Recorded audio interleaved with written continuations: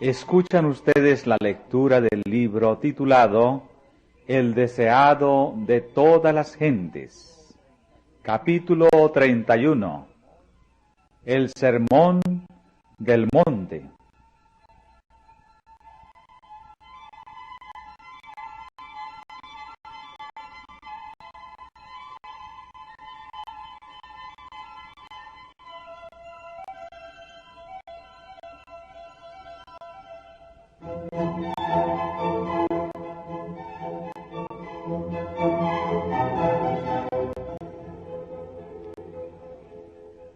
Rara vez reunía Cristo a sus discípulos a solas para darles sus palabras.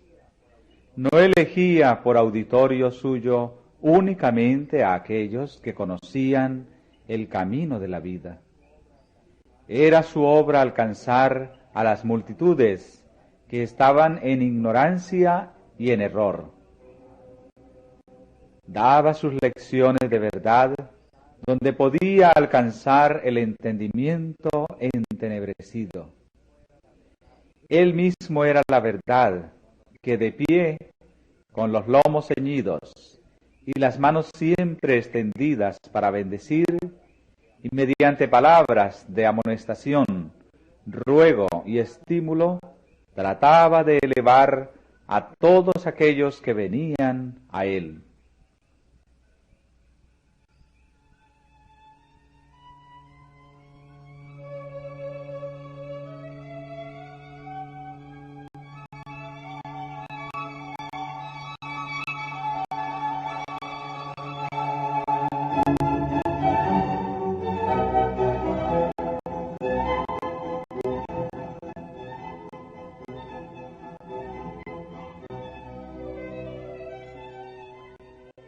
El Sermón del Monte, aunque dado especialmente a los discípulos, fue pronunciado a oídos de la multitud.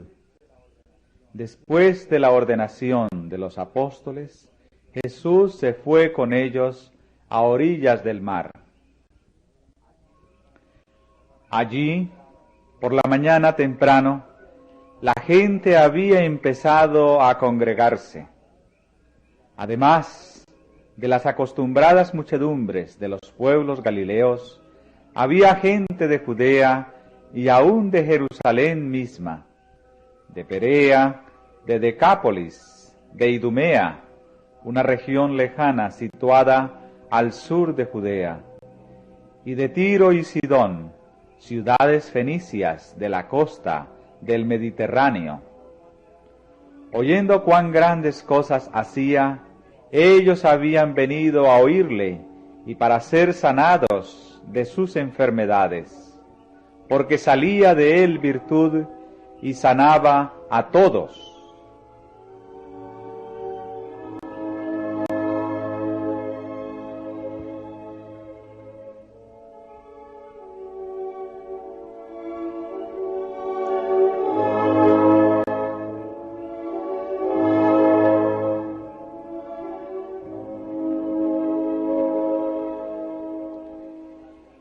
La estrecha playa no daba cabida al alcance de su voz, ni aun de pie a todos los que deseaban oírle. Así que Jesús los condujo a la montaña. Llegado que hubo a un espacio despejado de obstáculos, que ofrecía un agradable lugar de reunión para la vasta asamblea, se sentó en la hierba, y los discípulos y las multitudes siguieron su ejemplo.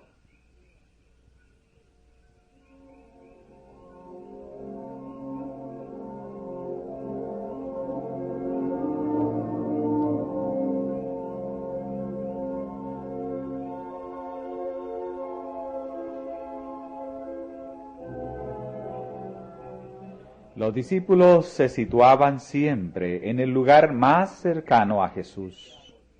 La gente se agolpaba constantemente en derredor suyo, pero los discípulos comprendían que no debían dejarse apartar de su presencia.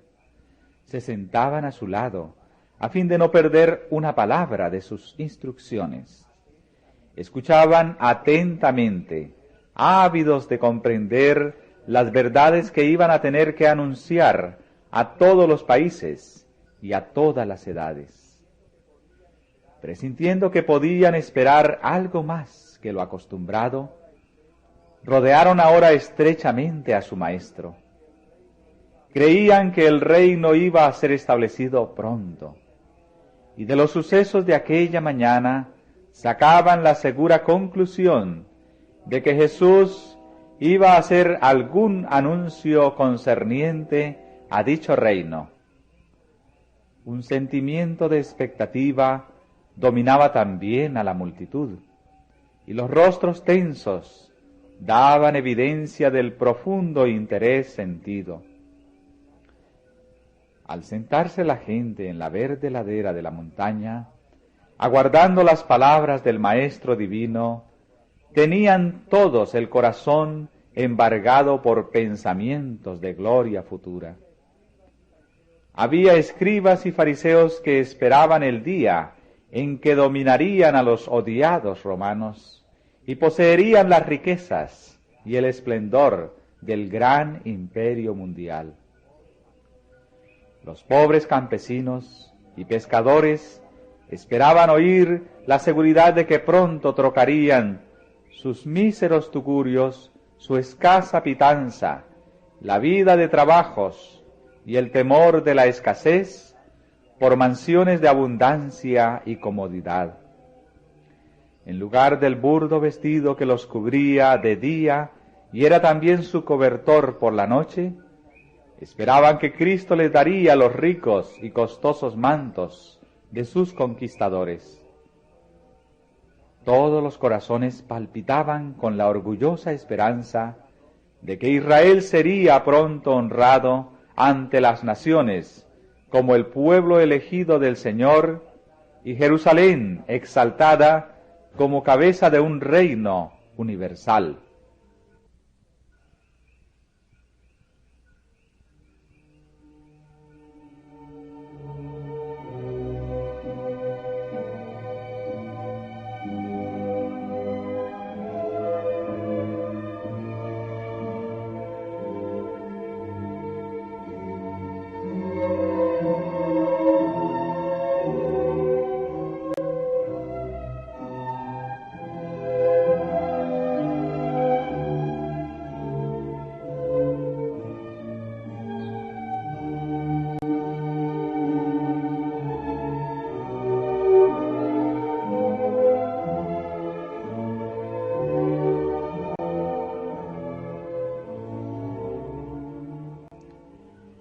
Cristo frustró esas esperanzas de grandeza mundanal. En el Sermón del Monte trató de deshacer la obra que había sido hecha por una falsa educación y de dar a sus oyentes un concepto correcto de su reino y de su propio carácter. Sin embargo, no atacó directamente los errores de la gente. Vio la miseria del mundo por causa del pecado, aunque no delineó demasiado vívidamente la miseria de ellos. Les enseñó algo infinitamente mejor de lo que habían conocido antes. Sin combatir sus ideas acerca del reino de Dios, les habló de las condiciones de entrada en él, dejándoles sacar sus propias conclusiones en cuanto a su naturaleza. Las verdades que enseñó no son menos importantes para nosotros que para la multitud que le seguía. No necesitamos menos que dicha multitud conocer los principios fundamentales del reino de Dios.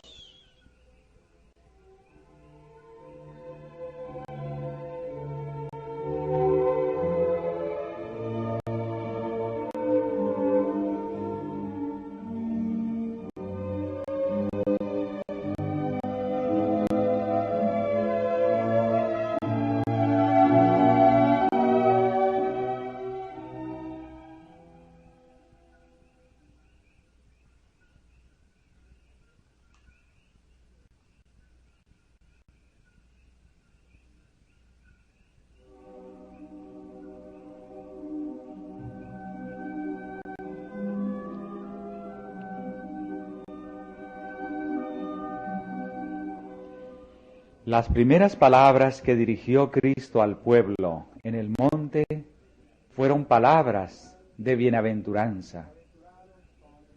Bienaventurados son, dijo, los que reconocen su pobreza espiritual y sienten su necesidad de redención.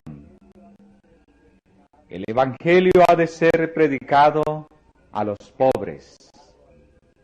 No es revelado a los que son orgullosos espiritualmente, a los que pretenden ser ricos y no necesitar nada, sino a los humildes y contritos. Una sola fuente ha sido abierta para el pecado, una fuente para los pobres de espíritu.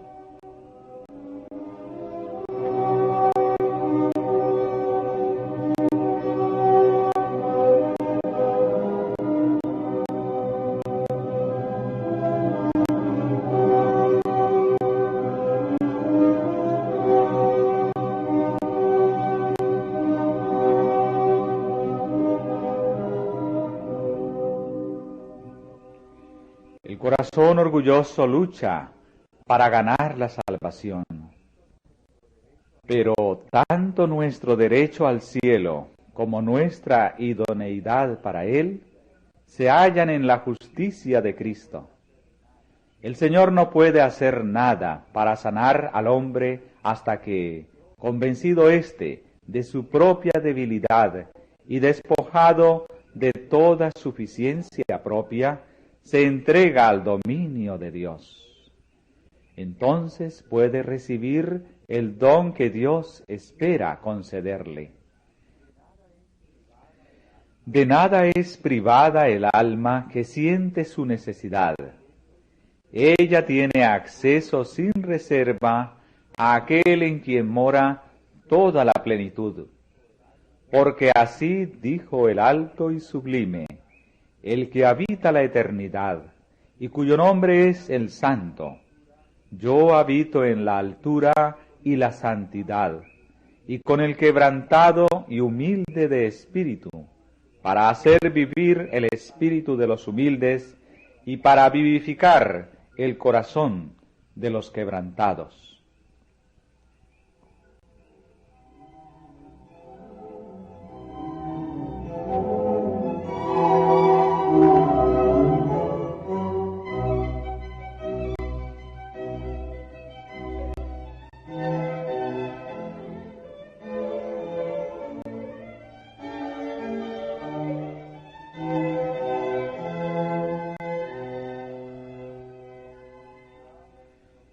Bienaventurados los que lloran, porque ellos recibirán consolación. Por estas palabras, Cristo no enseña que el llorar tiene en sí poder de quitar la culpabilidad del pecado. No sanciona la humildad voluntaria o afectada. El lloro del cual Él habla no consiste en la melancolía y los lamentos.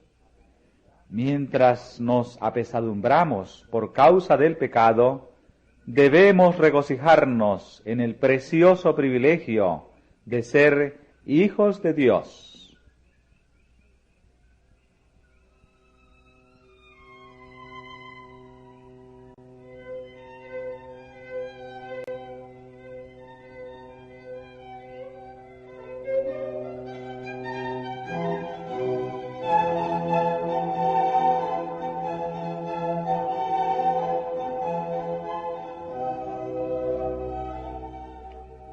A menudo nos apenamos porque nuestras malas acciones nos producen consecuencias desagradables.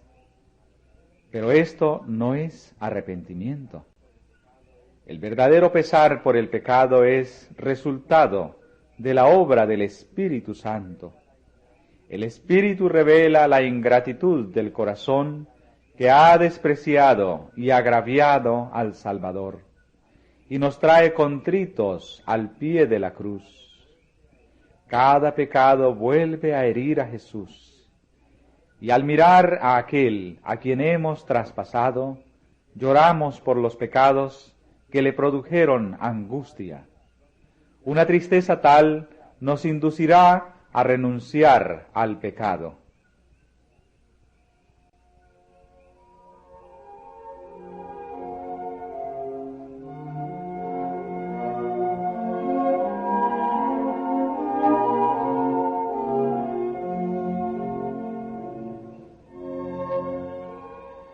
El mundano puede llamar debilidad a esta tristeza, pero es la fuerza que une al penitente con el Ser infinito mediante vínculos que no pueden romperse. Demuestra que los ángeles de Dios están devolviendo al alma las gracias que se perdieron por la dureza de corazón y la transgresión.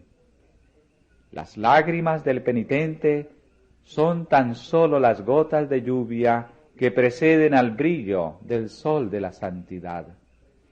Esta tristeza es precursora de un gozo que será una fuente viva en el alma. Conoce empero tu maldad, porque contra Jehová tu Dios has prevaricado. No haré caer mi ira sobre vosotros, porque misericordioso soy yo, dice Jehová. A los que lloran en Sión, Él ha decidido darles hermosura en lugar de ceniza, el aceite de gozo en vez de lamentos, y el manto de alabanza en lugar de espíritu de pesadumbre.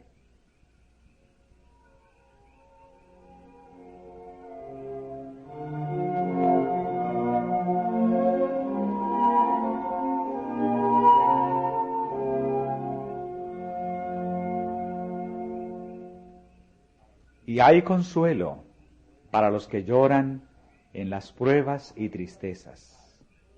La amargura del pesar y la humillación es mejor que la complacencia del pecado.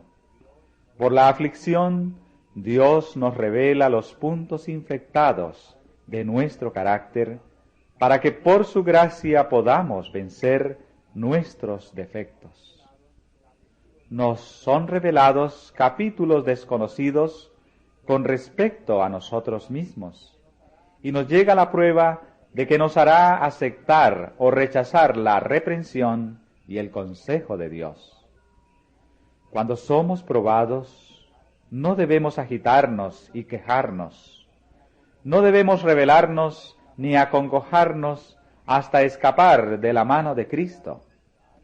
Debemos humillar nuestra alma delante de Dios. Los caminos del Señor son oscuros para aquellos que deseen ver las cosas desde un punto de vista agradable para sí mismos. Parecen sombríos y tristes para nuestra naturaleza humana. Pero los caminos de Dios son caminos de misericordia, cuyo fin es la salvación.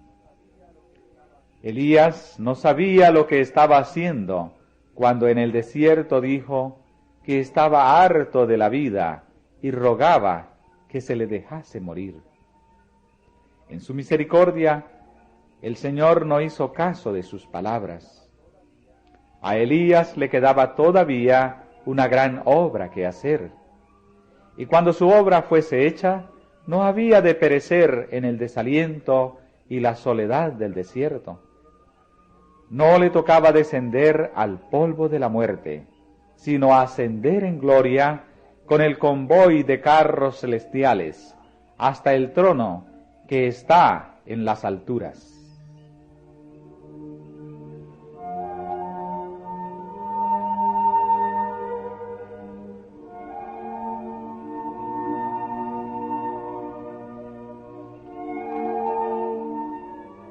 Las palabras que Dios dirige a los tristes son: visto he sus caminos y le sanaré, y le pastorearé, y daréle consolaciones a él y a sus enlutados.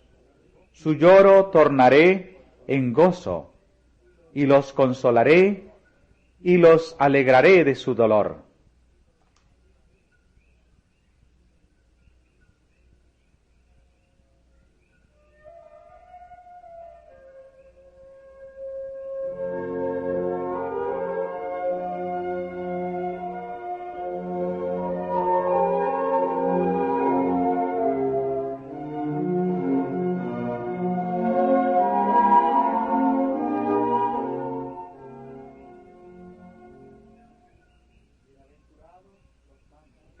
Bienaventurados los mansos. Las dificultades que hemos de arrostrar pueden ser muy disminuidas por la mansedumbre que se oculta en Cristo. Si poseemos la humildad de nuestro Maestro, nos elevaremos por encima de los desprecios, los rechazamientos, las molestias a las que estamos diariamente expuestos. Y estas cosas dejarán de oprimir nuestro ánimo. La mayor evidencia de nobleza que haya en el cristiano es el dominio propio. El que bajo un ultraje o la crueldad no conserva un espíritu confiado y sereno, despoja a Dios de su derecho a revelar en él su propia perfección de carácter. La humildad de corazón es la fuerza que da la victoria a los discípulos de Cristo.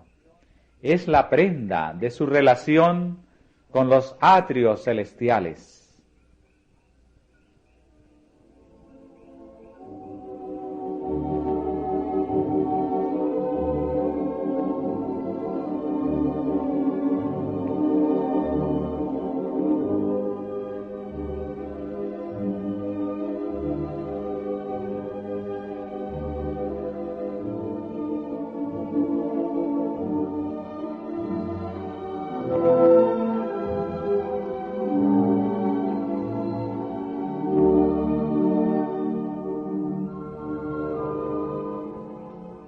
Porque el alto Jehová atiende al humilde.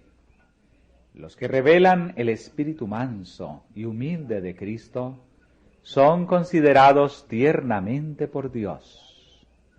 El mundo puede mirarlos con desprecio, pero son de gran valor ante los ojos de Dios.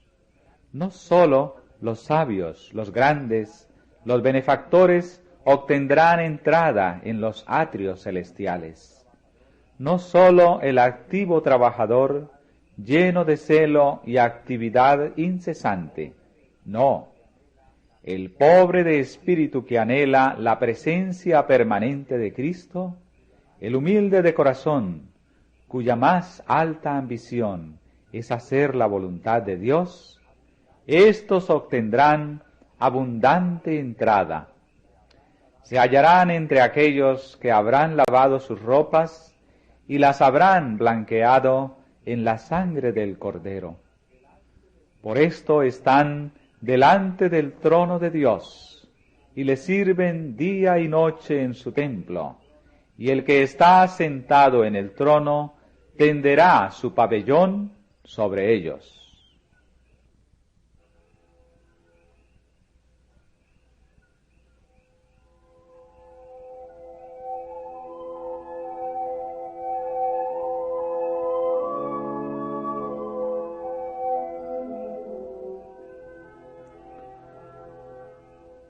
Bienaventurados los que tienen hambre y sed de justicia.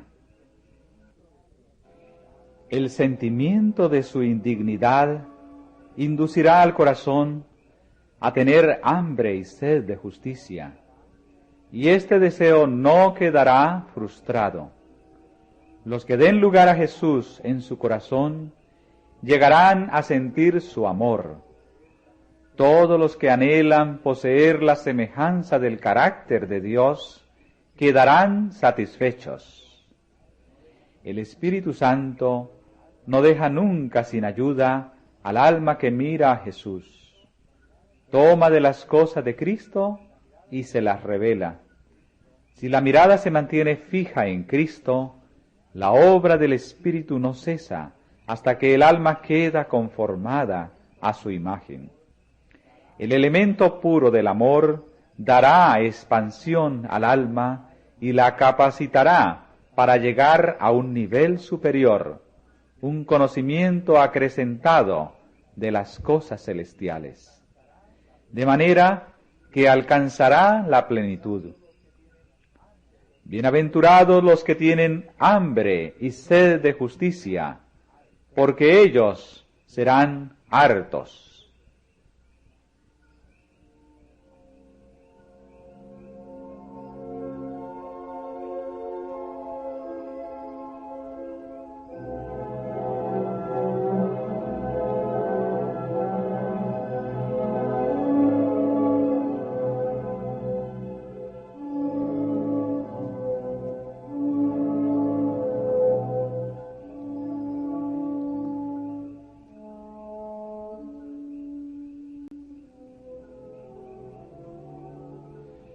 Los misericordiosos hallarán misericordia, y los limpios de corazón verán a Dios.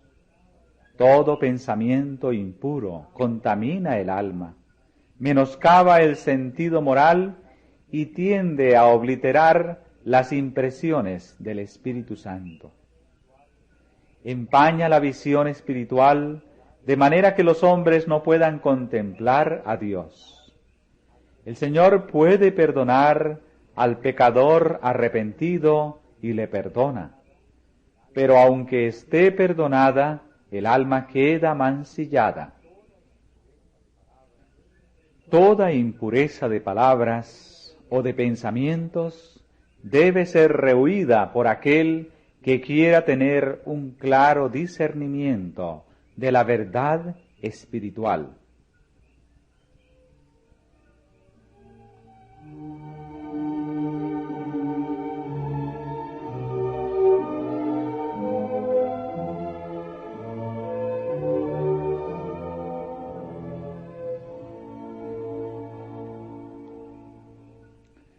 Pero las palabras de Cristo abarcan más que el evitar la impureza sensual, más que el evitar la contaminación ceremonial que los judíos rehuían tan rigurosamente. El egoísmo nos impide contemplar a Dios. El espíritu que trata de complacerse a sí mismo juzga a Dios como enteramente igual a sí. A menos que hayamos renunciado a esto, no podemos comprender a aquel que es amor.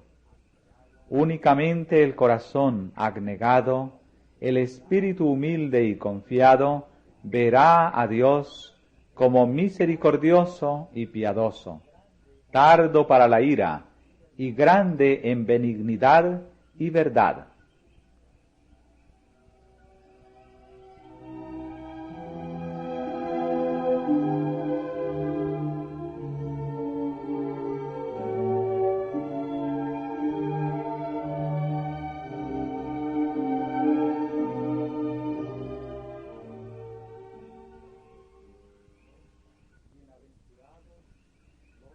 Bienaventurados los pacificadores. La paz de Cristo nace de la verdad. Está en armonía con Dios. El mundo está en enemistad con la ley de Dios. Los pecadores están en enemistad con su Hacedor. Y como resultado, están en enemistad unos con otros. Pero el salmista declara: mucha paz tienen los que aman tu ley, y no hay para ellos tropiezo. Los hombres no pueden fabricar la paz. Los planes humanos para la purificación y elevación de los individuos o de la sociedad no lograrán la paz, porque no alcanzan al corazón. El único poder que puede crear o perpetuar la paz verdadera es la gracia de Cristo. Cuando ésta esté implantada en el corazón, desalojará las malas pasiones que causan luchas y disensiones. En lugar de la zarza crecerá haya, y en lugar de la ortiga crecerá arrayán, y el desierto de la vida se gozará y florecerá como la rosa.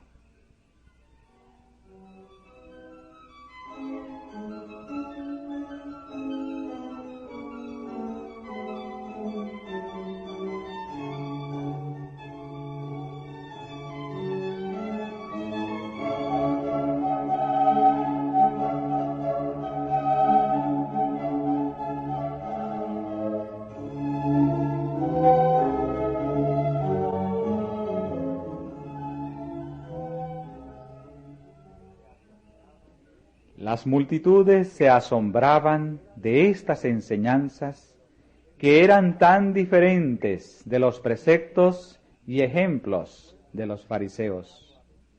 El pueblo había llegado a pensar que la felicidad consistía en la posesión de las cosas de este mundo y que la fama y los honores de los hombres eran muy codiciables. Era muy agradable ser llamado rabí, ser alabado como sabio y religioso, y hacer ostentación de sus virtudes delante del público. Esto era considerado como el colmo de la felicidad. Pero en presencia de esta vasta muchedumbre, Jesús declaró que las ganancias y los honores terrenales eran toda la recompensa que tales personas recibirían jamás. Él hablaba con certidumbre, y un poder convincente acompañaba sus palabras. El pueblo callaba, y se apoderaba de él un sentimiento de temor. Se miraban unos a otros con duda. ¿Quién de entre ellos se salvaría si eran ciertas las enseñanzas de este hombre? Muchos estaban convencidos de que este maestro notable era movido por el Espíritu de Dios, y que los sentimientos que expresaba eran divinos.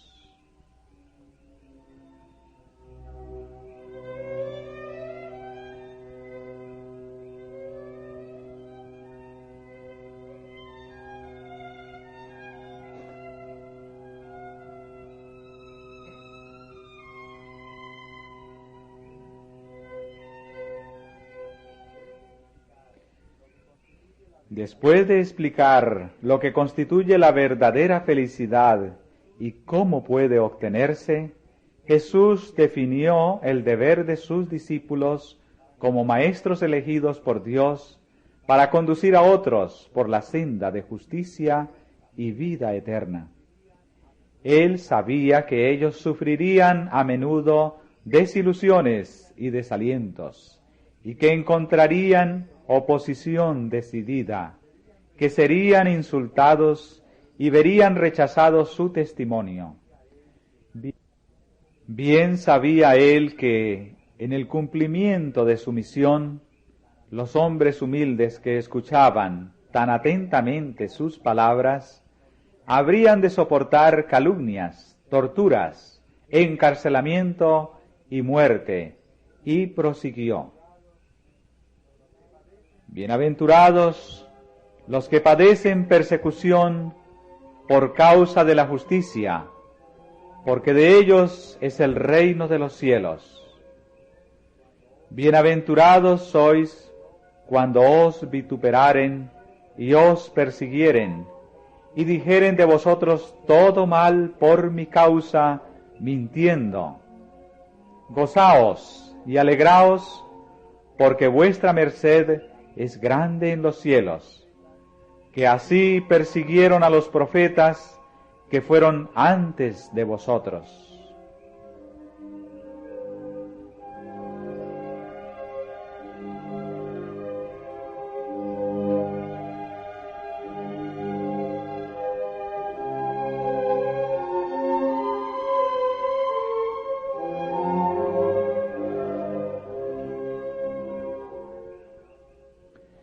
El mundo ama el pecado y aborrece la justicia, y esta era la causa de su hostilidad hacia Jesús.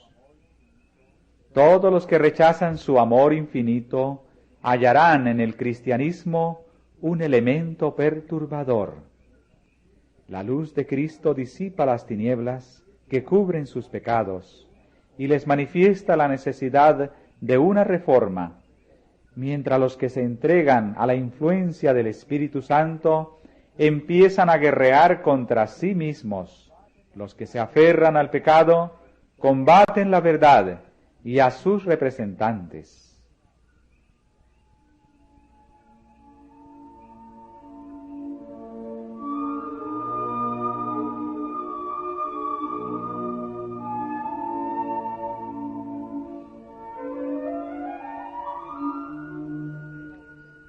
Así se crea disensión, y los seguidores de Cristo son acusados de perturbar a la gente.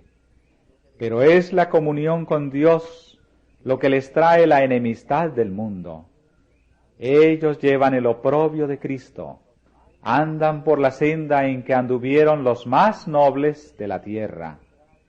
Deben, pues, arrostrar la persecución, no con tristeza, sino con regocijo. Cada prueba de fuego es un agente que Dios usa para refinarlos. Cada una de ellas los prepara para su obra de colaboradores suyos. Cada conflicto tiene su lugar en la gran batalla por la justicia y aumentará el gozo de su triunfo final. Teniendo esto en vista, la prueba de su fe y paciencia será alegremente aceptada, más bien que temida y evitada. Ansiosos de cumplir su obligación para con el mundo y fijando su deseo en la aprobación de Dios, sus siervos han de cumplir cada deber sin tener en cuenta el temor o el favor de los hombres.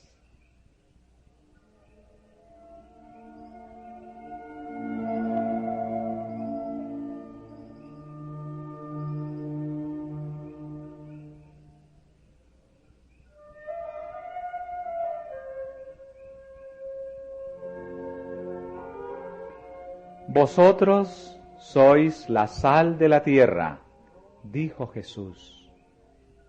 No os apartéis del mundo a fin de escapar a la persecución. Habéis de morar entre los hombres, para que el sabor del amor divino pueda ser como sal que preserve al mundo de la corrupción.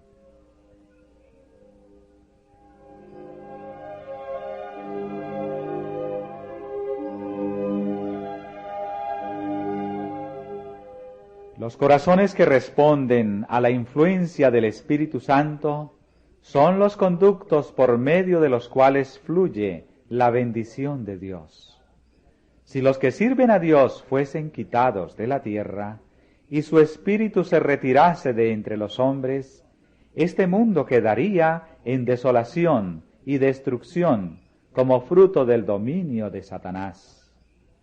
Aunque los impíos no lo saben, deben aún las bendiciones de esta vida a la presencia en el mundo del pueblo de Dios, al cual desprecian y oprimen. Si los cristianos lo son de nombre solamente, son como la sal que ha perdido su sabor. No tienen influencia para el bien en el mundo, y por su falsa representación de Dios, son peores que los incrédulos del mundo.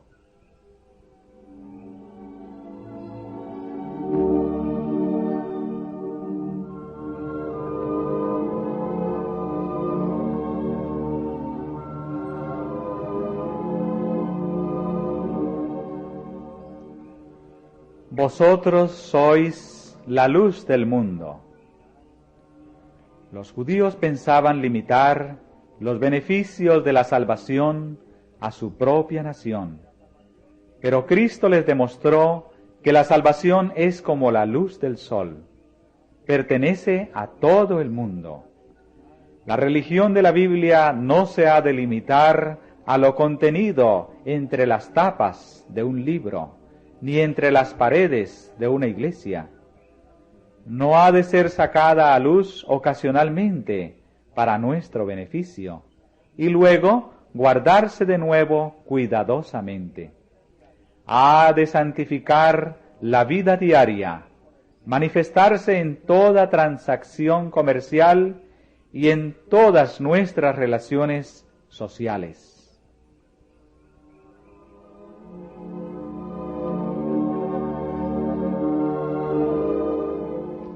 El verdadero carácter no se forma desde el exterior, para revestirse uno con él. Irradia desde adentro. Si queremos conducir a otros por la senda de la justicia, los principios de la justicia deben ser engastados en nuestro propio corazón.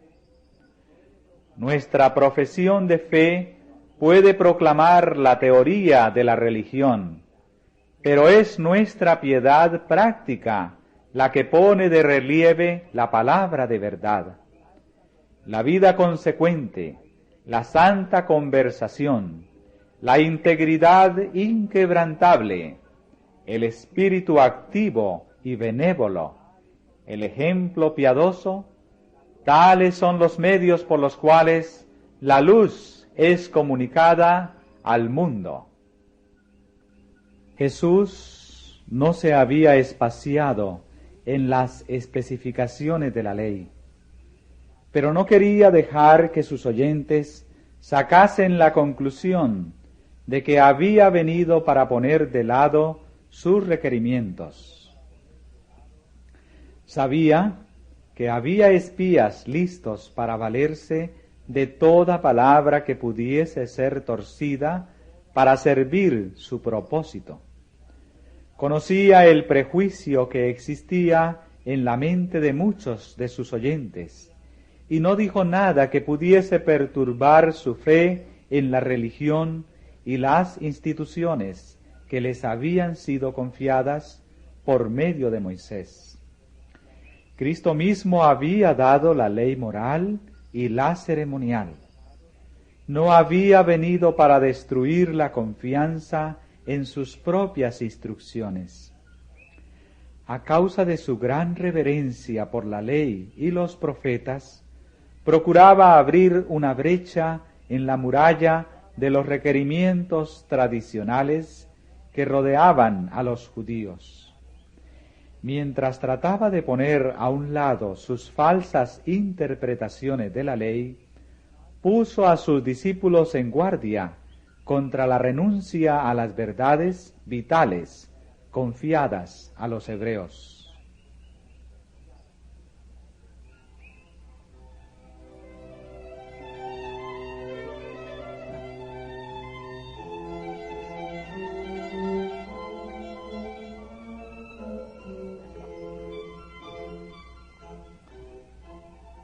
Los fariseos se jactaban de su obediencia a la ley, pero conocían tan poco de sus principios por la práctica diaria que para ellos las palabras del Salvador eran como una herejía.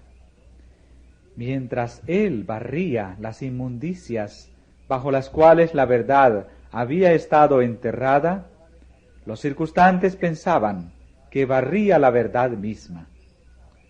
Se murmuraban unos a otros que estaba despreciando la ley, pero él leyó sus pensamientos y les dijo: ¿No penséis que he venido para abrogar la ley o los profetas? No he venido para abrogar, sino a cumplir. Así refutó Jesús el cargo de los fariseos.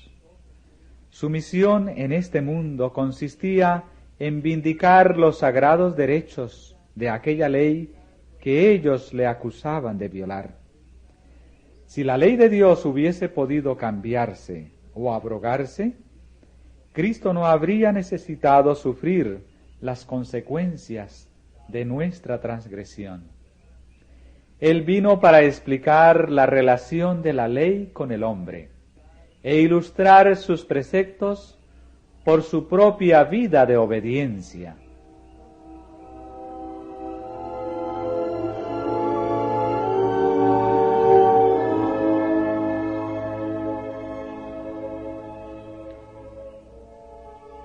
Dios nos ha dado sus santos preceptos porque ama a la humanidad, para escudarnos de los resultados de la transgresión. Nos revela los principios de la justicia. La ley es una expresión del pensamiento de Dios. Cuando se recibe en Cristo, llega a ser nuestro pensamiento. Nos eleva por encima del poder de los deseos y tendencias naturales, por encima de las tentaciones que inducen a pecar. Dios desea que seamos felices y nos ha dado los preceptos de la ley para que obedeciéndolos tengamos gozo. Cuando en ocasión del nacimiento de Jesús, los ángeles cantaron: Gloria en las alturas a Dios, y en la tierra paz, buena voluntad para con los hombres. Declararon los principios de la ley que Él había venido a magnificar y honrar.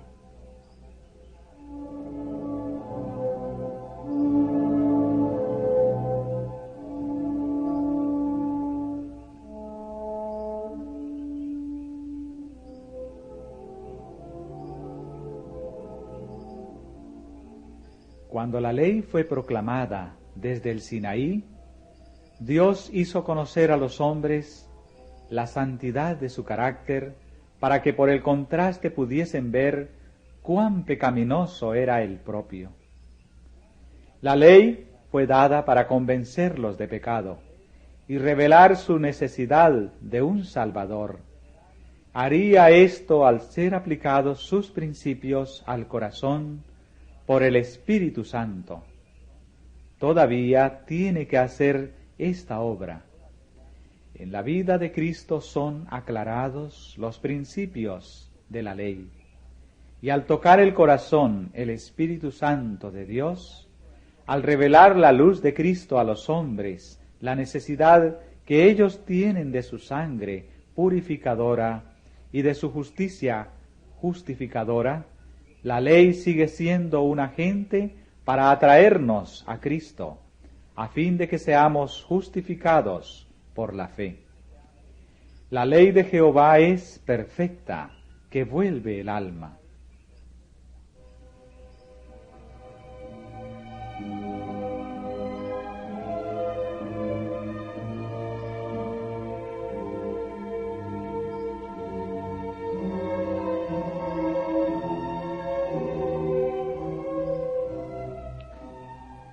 Hasta que perezca el cielo y la tierra, dijo Jesús, ni una jota ni un tilde perecerá de la ley, hasta que todas las cosas sean hechas. El sol que brilla en los cielos, la sólida tierra sobre la cual moramos, testifican para Dios que su ley es inmutable y eterna. Aunque ellos pasen, los preceptos divinos permanecerán. Más fácil cosa es pasar el cielo y la tierra que frustrarse una tilde de la ley. El sistema típico que prefiguraba a Cristo como el Cordero de Dios iba a ser abolido cuando Él muriese, pero los preceptos del Decálogo son tan inmutables como el trono de Dios.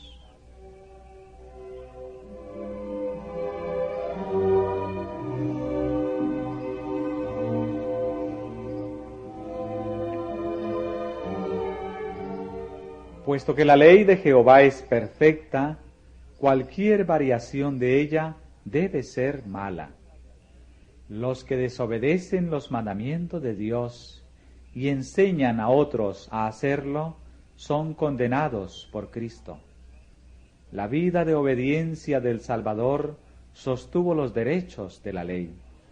Probó que la ley puede ser guardada en la humanidad y reveló la excelencia del carácter que la obediencia desarrollaría. Todos los que obedecen como Él obedeció, declaran igualmente que el mandamiento de la ley es santo y justo y bueno.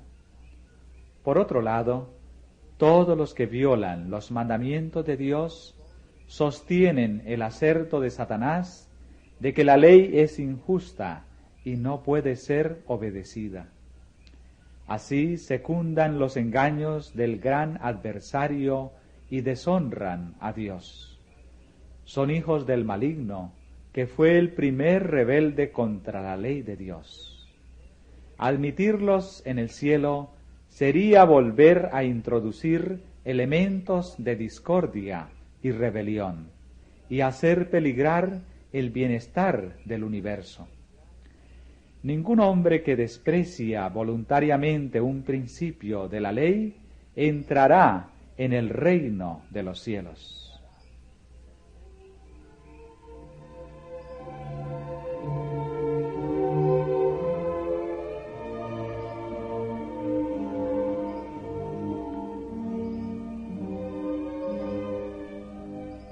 Los rabinos consideraban su justicia como pasaporte para el cielo, pero Jesús declaró que era insuficiente e indigna.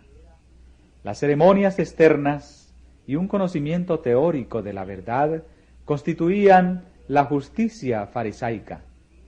Los rabinos aseveraban ser santos por sus propios esfuerzos en guardar la ley, pero sus obras habían divorciado la justicia de la religión. Mientras eran escrupulosos en las observancias rituales, sus vidas eran inmorales y degradadas. Su así llamada justicia no podría nunca entrar en el reino de los cielos.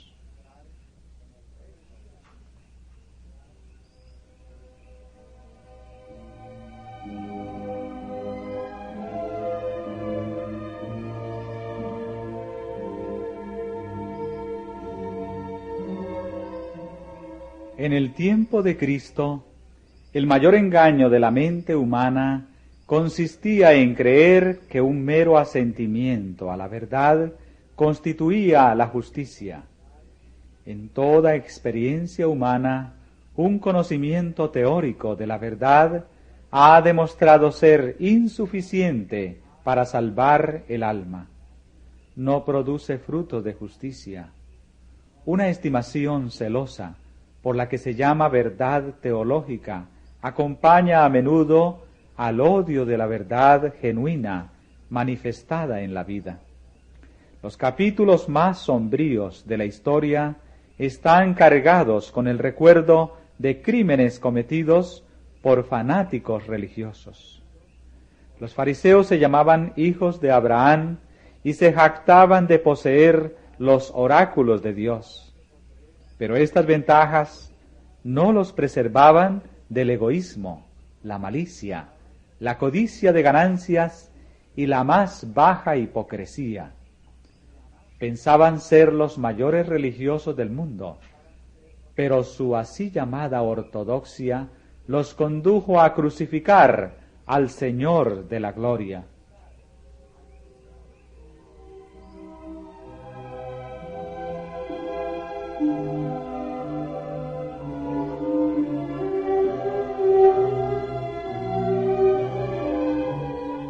Aún subsiste el mismo peligro. Muchos dan por sentado que son cristianos simplemente porque aceptan ciertos dogmas teológicos, pero no han hecho penetrar la verdad en la vida práctica. No la han creído ni amado. Por lo tanto, no han recibido el poder y la gracia que provienen de la santificación de la verdad. Los hombres pueden profesar creer en la verdad, pero esto no los hace sinceros, bondadosos, pacientes y tolerantes, ni les da aspiraciones celestiales. Es una maldición para sus poseedores, y por la influencia de ellos es una maldición para el mundo.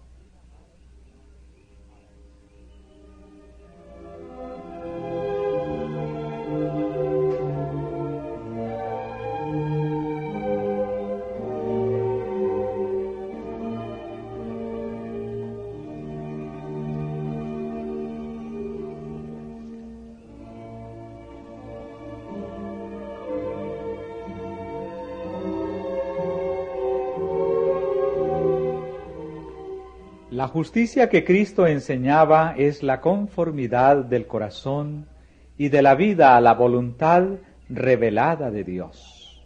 Los hombres pecaminosos pueden llegar a ser justos únicamente al tener fe en Dios y mantener una relación vital con Él. Entonces la verdadera piedad elevará los pensamientos y ennoblecerá la vida. Entonces las formas externas de la religión armonizarán con la pureza interna del cristiano. Entonces las ceremonias requeridas en el servicio de Dios no serán ritos sin significado como los de los hipócritas fariseos.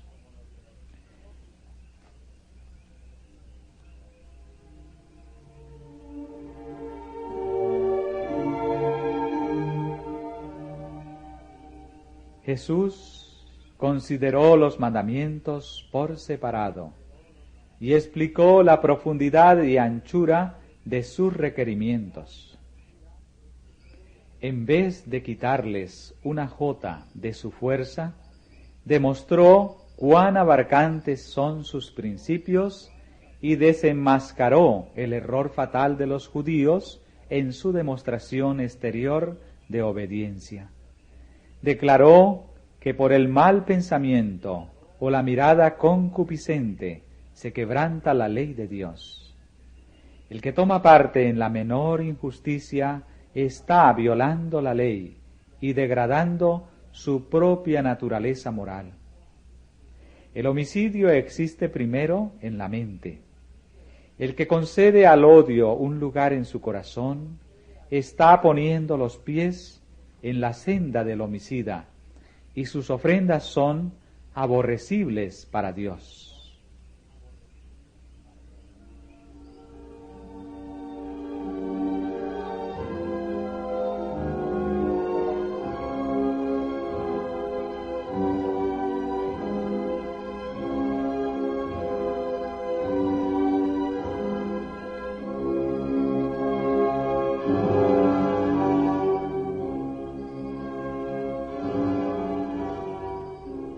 Los judíos cultivaban un espíritu de venganza. En su odio hacia los romanos expresaban duras acusaciones y complacían al maligno manifestando sus atributos. Así se estaban preparando para realizar las terribles acciones a las cuales él los conducía. En la vida religiosa de los fariseos no había nada que recomendase la piedad a los gentiles. Jesús no los estimuló a continuar engañándose con el pensamiento de que podían en su corazón levantarse contra sus opresores y alimentar la esperanza de vengarse de sus males.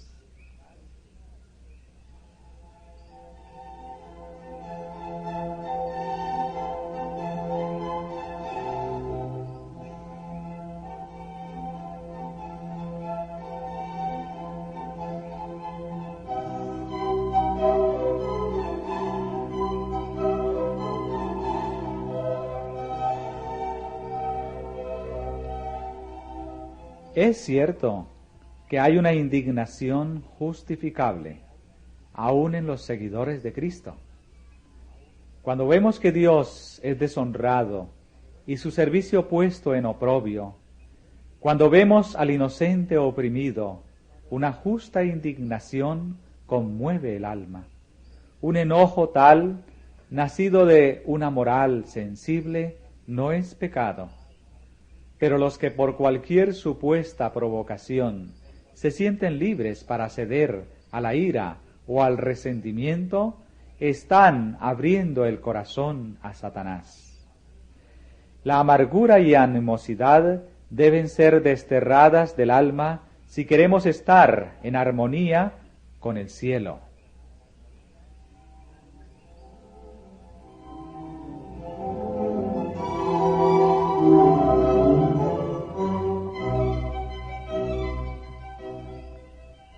El Salvador fue aún más lejos que esto. Dijo: si trajeres tu presente al altar, y allí te acordares de que tu hermano tiene algo contra ti, deja allí tu presente delante del altar, y vete, vuelve primero en amistad con tu hermano, y entonces ven y ofrece tu presente. Muchos son celosos en los servicios religiosos, mientras que entre ellos y sus hermanos hay desgraciadas divergencias que podrían reparar. Dios exige de ellos que hagan cuanto puedan para restaurar la armonía. Antes que hayan hecho esto, no puede aceptar sus servicios. El deber del cristiano en este asunto está claramente señalado.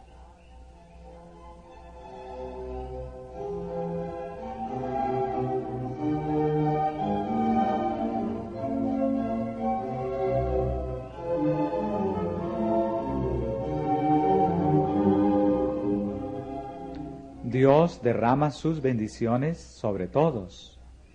Él hace que su sol salga sobre malos y buenos, y llueve sobre justos e injustos. Él es benigno para con los ingratos y malos. Nos invita a ser como Él. Bendecid a los que os maldicen, dijo Jesús. Haced bien a los que os aborrecen, para que seáis hijos de vuestro Padre que está en los cielos. Tales son los principios de la ley, y son los manantiales de la vida.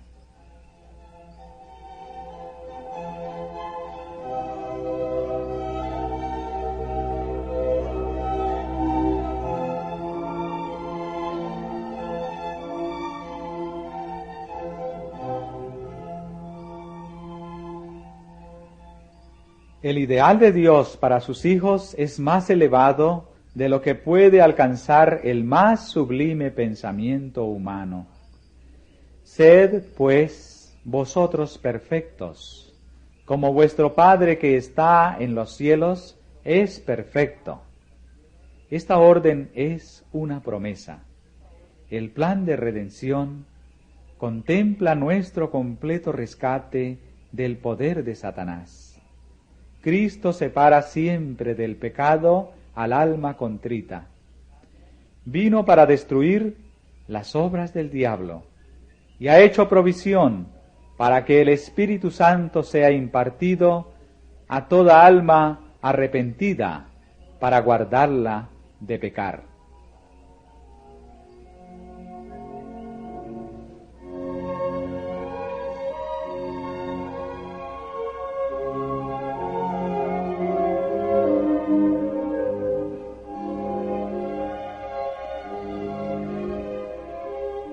La intervención del tentador no ha de ser tenida por excusa para cometer una mala acción. Satanás se alegra cuando oye a los que profesan seguir a Cristo buscando excusas por su deformidad de carácter. Son estas excusas las que inducen a pecar. No hay disculpa para el pecado. Un temperamento santo, una vida semejante a la de Cristo, es accesible para todo hijo de Dios, arrepentido y creyente.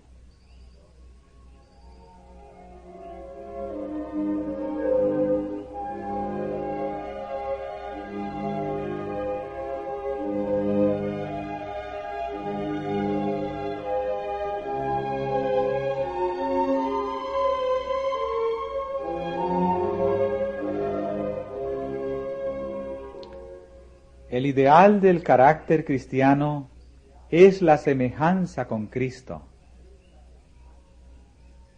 Como el Hijo del Hombre fue perfecto en su vida, los que le siguen han de ser perfectos en la suya.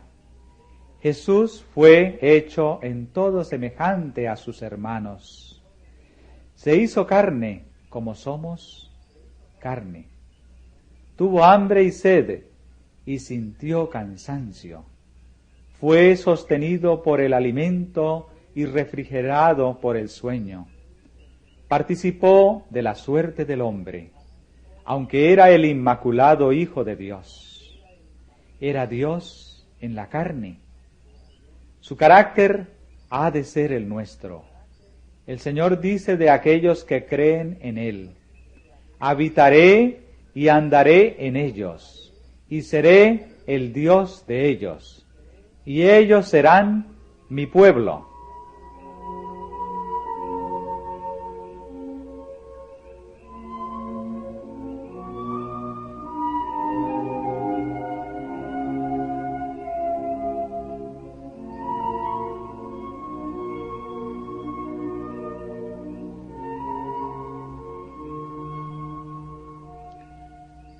Cristo es la escalera que Jacob vio, cuya base descansaba en la tierra y cuya cima llegaba a la puerta del cielo, hasta el mismo umbral de la gloria. Si esa escalera no hubiese llegado a la tierra y le hubiese faltado un solo peldaño, habríamos estado perdidos. pero Cristo nos alcanza donde estamos. Tomó nuestra naturaleza y venció, a fin de que nosotros, tomando su naturaleza, pudiésemos vencer. Hecho en semejanza de carne de pecado, vivió una vida sin pecado. Ahora, por su divinidad, echa mano del trono del cielo, mientras que por su humanidad llega hasta nosotros. Él nos invita a obtener, por la fe en Él, la gloria del carácter de Dios. Por lo tanto, hemos de ser perfectos, como nuestro Padre que está en los cielos es perfecto.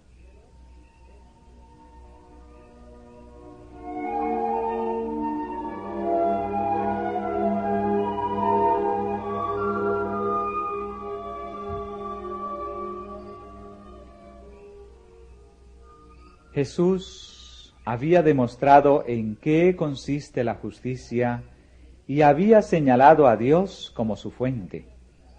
Ahora encaró los deberes prácticos. Al dar limosna, al orar, al ayunar, dijo él, no debe hacerse nada para atraer la atención o provocar alabanzas. Dad con sinceridad para beneficiar a los pobres que sufren. Al orar, póngase el alma en comunión con Dios. Al ayunar, no andéis con la cabeza inclinada y el corazón lleno de pensamientos relativos al yo. El corazón del fariseo es un suelo árido e infructuoso, en el cual ninguna simiente de vida divina puede crecer. El que más completamente se entrega a Dios es el que le rendirá el servicio más aceptable. Porque mediante la comunión con Dios, los hombres llegarán a colaborar con Él en cuanto a presentar su carácter a la humanidad.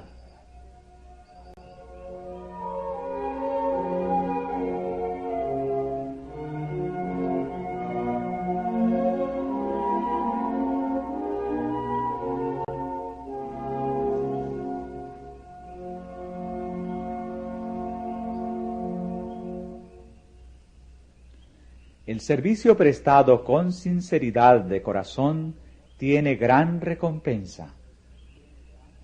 Tu Padre que ve en secreto te recompensará en público. Por la vida que vivimos mediante la gracia de Cristo se forma el carácter. La belleza original empieza a ser restaurada en el alma.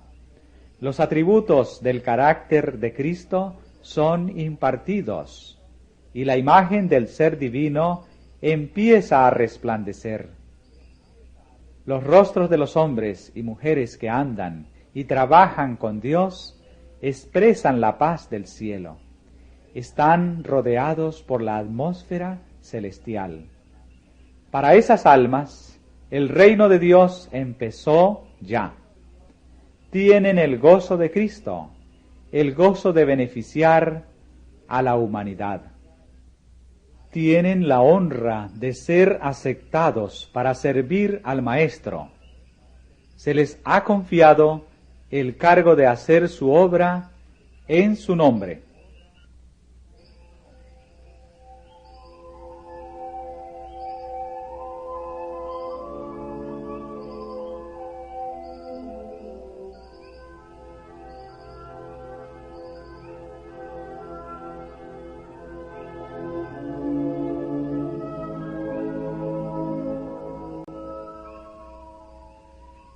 Ninguno puede servir a dos señores.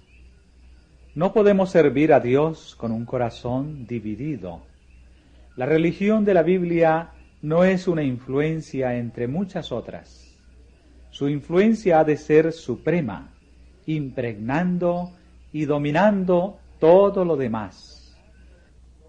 No ha de ser como un reflejo de color aplicado aquí y allá en la tela, sino que ha de impregnar toda la vida, como si la tela fuese sumergida en el color, hasta que cada hilo de ella quede teñido por un matiz profundo e indeleble.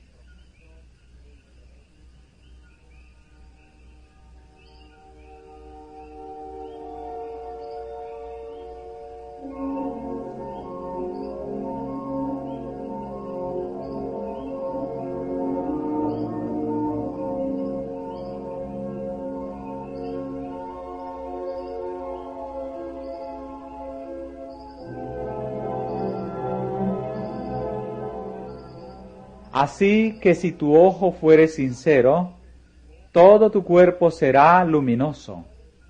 Mas si tu ojo fuere malo, todo tu cuerpo será tenebroso. La pureza y firmeza de propósito son las condiciones mediante las cuales se recibe la luz de Dios. El que desee conocer la verdad debe estar dispuesto a aceptar todo lo que ella revele. No puede transigir con el error. El vacilar y ser tibio en obedecer la verdad es elegir las tinieblas del error y el engaño satánico.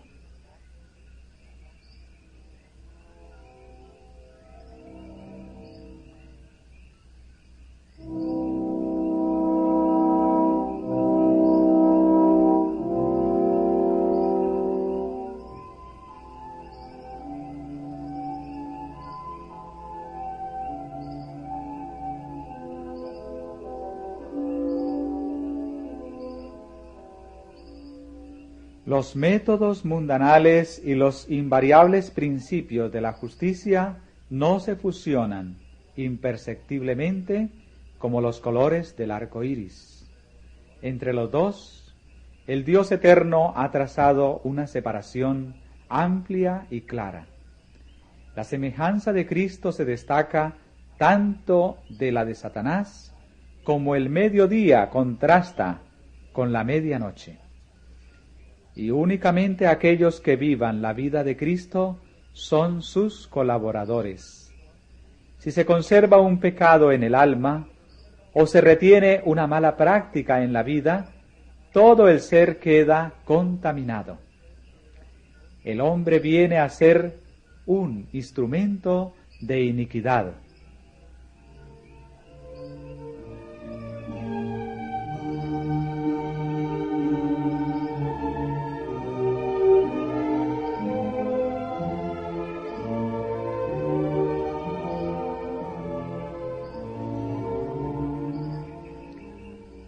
Todos los que han escogido el servicio de Dios han de confiar en su cuidado. Cristo señaló a las aves que volaban por el cielo y a las flores del campo, e invitó a sus oyentes a considerar estos objetos de la creación de Dios. ¿No valéis vosotros mucho más que ellas? Dijo. La medida de la atención divina concedida a cualquier objeto está en proporción con su lugar en la escala de los seres. La providencia vela sobre el pequeño y oscuro gorrión. Las flores del campo y la hierba que cubre la tierra participan de la atención y el cuidado de nuestro Padre Celestial.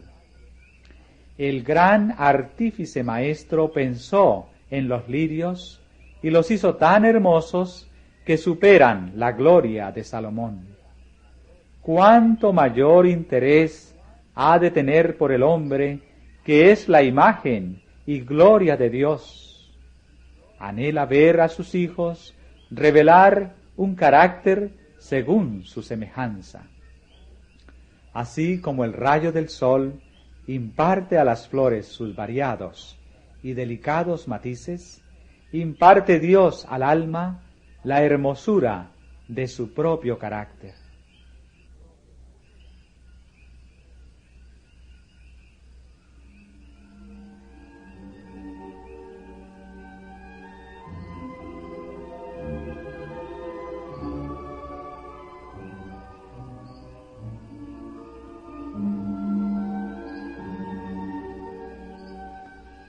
Todos los que eligen el reino de amor, justicia y paz de Cristo y consideran sus intereses superiores a todo lo demás, están vinculados con el mundo celestial y poseen toda bendición necesaria para esta vida.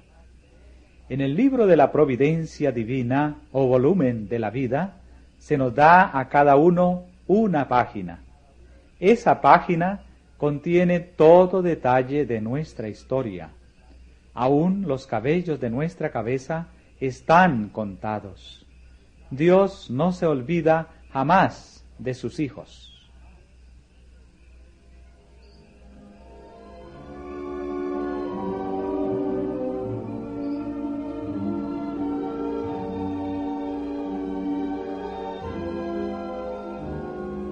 No os congojéis por el día de mañana. Hemos de seguir a Cristo día tras día.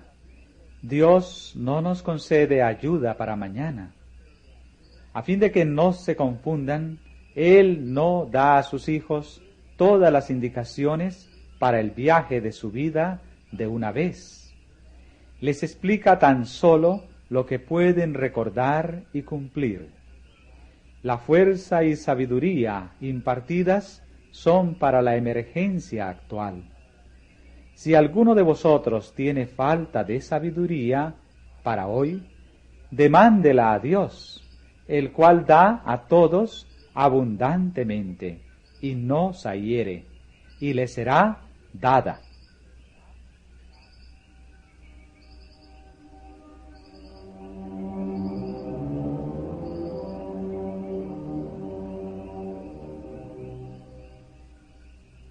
No juzguéis para que no seáis juzgados. No os estiméis mejores que los demás, ni os erijáis en sus jueces. Ya que no podéis discernir los motivos, no podéis juzgar a otro. Si le criticáis, estáis fallando sobre vuestro propio caso, porque demostráis ser partícipes con Satanás, el acusador de los hermanos. El Señor dice: examinaos a vosotros mismos si estáis en fe, probaos a vosotros mismos. Tal es nuestra obra, que si nos examinásemos a nosotros mismos, cierto, no seríamos juzgados.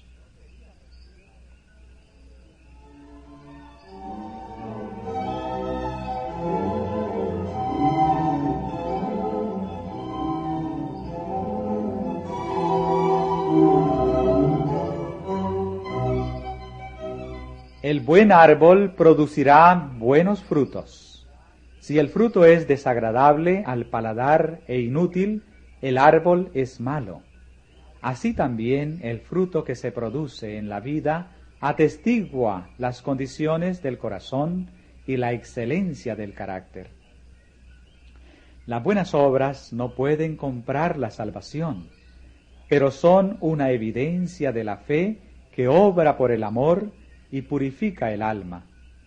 Y aunque la recompensa eterna no nos es concedida por causa de nuestros méritos, estará sin embargo en proporción con la obra hecha por medio de la gracia de Cristo.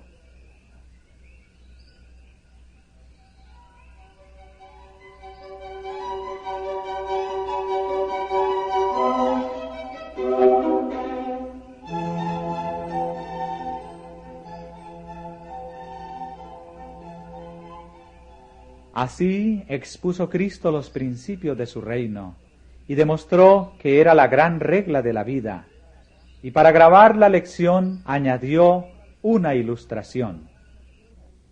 No es suficiente, dijo, que oigáis mis palabras. Por la obediencia debéis hacer de ellas el fundamento de vuestro carácter. El yo no es sino una arena movediza. Si edificáis sobre teorías e inventos humanos, vuestra casa caerá. Quedará arrasada por los vientos de la tentación y las tempestades de la prueba. Pero estos principios